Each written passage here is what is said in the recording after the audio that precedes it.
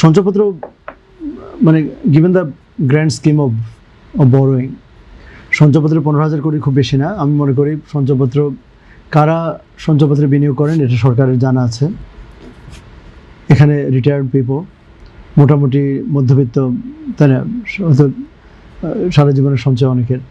এই খাতটাকে বরাবরই বাংলাদেশে উইথ রেসপেক্ট ট্রিট করা হয়েছে, যে আমাদের যারা সিনিয়র সিটিজেন, যেহেতু রাষ্ট্র তো কোনো পেনশন স্কিম নেই, তাই না, অনেকে এটা প্রবলেম মানে এক ধরনের পেনশনের বিকল্প। সো আমি মনে করি এখানে আরও মানে এখানে কাট করার বদলে সঞ্চয়পত্রের সুদের হার বরং বাড়ানো উচিত।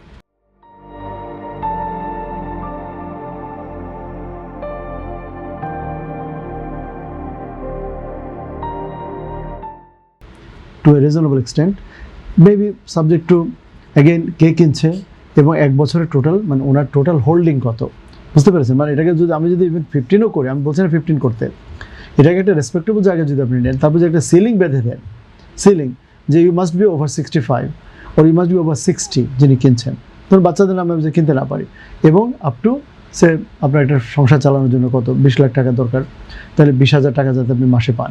এখন আপনি এই যে এভাবে অনেকগুলো টেইলরিং পসিবল, যে পাবলিক পলিসি মানে ইকোনমিক্সকে যদি আপনি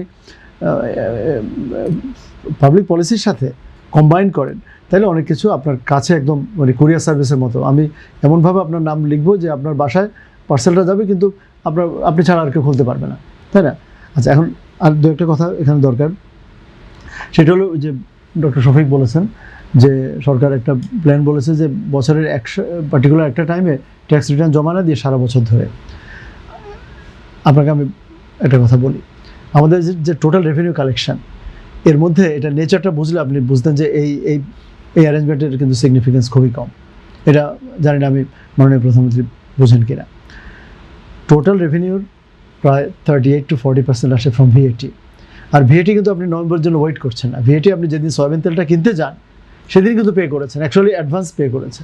ওই যে তিরমার্কা সয়াবিন তেল বা ওই যে আপনার মেঘনা গ্রুপ এবং সিটি গ্রুপ, তারা ওই এন্ডেই দেওয়া হয়ে যায়। আপনি যখন একটা 1 লিটার দুধ কিনতে যান, সো এই যে জিনিসগুলোতে আপনার ভিএটি আছে সেগুলো ইটস ওই রিয়েল টাইম আমরা যেটা বলি, মানে অন এ ডেইলি বেসিস আপনি এটা ইউজ করেন।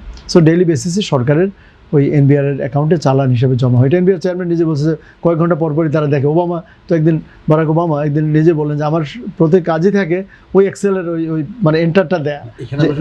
এখন আমার কথা, এখানে যেটা হয় আমাদের বড় বড় যে হাউসগুলো আছে ওদের টাকা জমা রাখে, ওখান থেকে কেটে কেটে কেটে নেয়। তো সেই ক্ষেত্রে ওই টাকাটা জমা না রেখে কিন্তু অন্তত 3 মাসের বা 4 মাসে, যেটা ভাই বললেন কিছু স্লট করা যায়, তাহলে কিন্তু ওই টাকাটা তারা বিজনেসে খাটাইতে পারে। এখন কি করতেছে, পুরো মানে টাকা আপনি অসংখ্য টাকা, হাজার কোটি টাকা রেখে দিচ্ছে, ব্লক করে রাখছে।